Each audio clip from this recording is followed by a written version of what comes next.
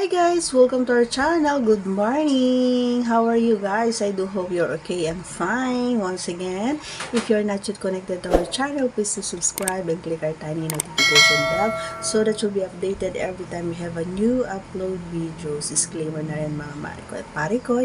Ang video ito ay para lamang po sa may bukas ang kaisipan at may malawak na pang-unawa. Kung wala ka po nito, maaari na lamang po mag-skip at mamili ng mga videos na nararapat po para sa inyo. And for today's video is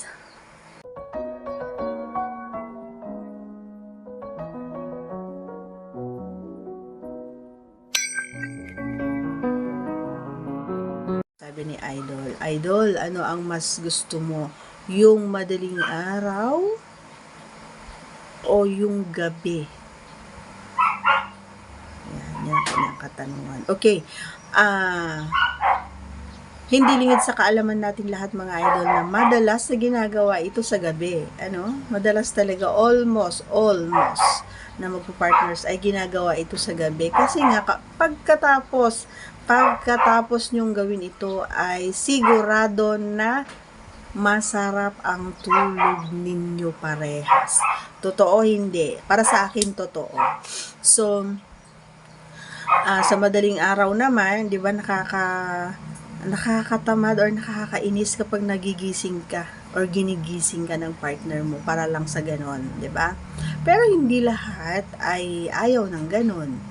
So dahil tayo ay ang tinanong ni Idol, mas pipiliin ko yung sa gabi. Pero hindi ko sinasabi na hindi masarap pag madaling araw. Ayan. So, ano nga bang pagkakaiba? Gaya ng sinabi ko, pag gabi kasi, mapapagod ka, diba? Pagkatapos kasi pagod na pagod kayo pareha. Syempre, diba? Kasi ito yung pinaka-best exercise kumbaga sa mag-partner, no? Kasi nga, lahat talagang nagaktak ang pawis mo dyan, lahat ng lakas mo, ibibigay mo para lang matapos kayo ng maganda, ng masaya. So, and makakapag-rest ka ng maayos kasi nga medyo mahaba-haba yung paghiga mo, mahaba-haba yung pahinga mo, mahiga-higa yung pagtulog mo. Ayan. Sa umaga naman, ay madaling araw, kaya sabi kong hindi ko masyadong gusto. Although minsan gusto ko rin siya kasi may mga time, minsan nananaginip pa tayo na ganun tayo. So minsan nagigising na lang ako na super basa na yung ano natin. Pero ang pagkakaiba kasi kapag madaling araw kasi lalong-lalo na kapag pagod na pagod ka, ayan, lalo-lalo na kapag katapos mo din ng gabi and din sa umaga, ganun din ang gagawin niya. So, hindi naman natin sila masisisi. Hindi ko kayo masisisi, boys. Kasi, lalong-lalo na kapag ako, syempre, masarap tayo. Charot. Diba? And, maistorbo yung tulog ko kasi. Pero may mga time, gaya ng sinabi ko kanina, may mga time talaga na gusto ko rin. Alam mo yung, gusto ko yung, yung nakapikit ako and then magigising ako na may kumakain doon sa baba. Ganon. Ayun. So, yung magigising na lang ako sa alam mo yun, yung sa sarap ng ginagawa niya and mapapauwi na lang ako and mapapahawak na lang ako sa kanya and then mapapasabi na lang ako sa kanya na ang sarap. Ang sarap niya.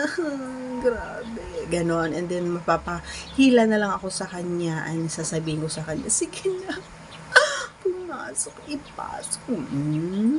Ikaw talaga. Ayan ka na naman. Tumatayo na naman. Yung balahibo mo dyan. Charot. Ayan. So, diba? Totoo yun. Yung sinasabi ko na yun.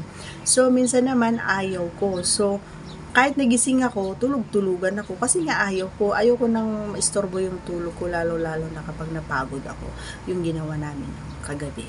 Ganun. Basta ang pipiliin ko is gabi. Okay?